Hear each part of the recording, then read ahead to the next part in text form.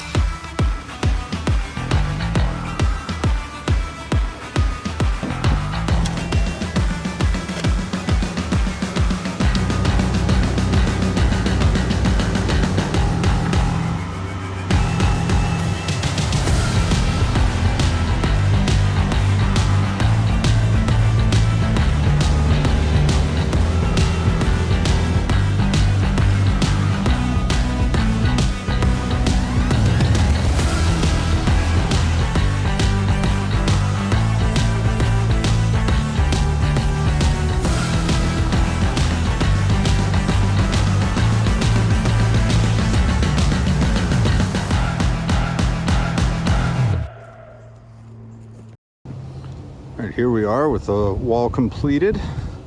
Gained about an extra 30 inches of width to the driveway. Just going to make phase 2, which is rebuilding that garage, a whole lot easier to get tools, materials, and equipment back here. We will probably have to deal with these trees at that point. It wasn't really part of this job since the wall originally ended there. We're going to keep with that for this phase. But yeah, everything turned out well. The client's happy, and hopefully they won't be scraping the car paint off anymore. And we'll be on to the next one.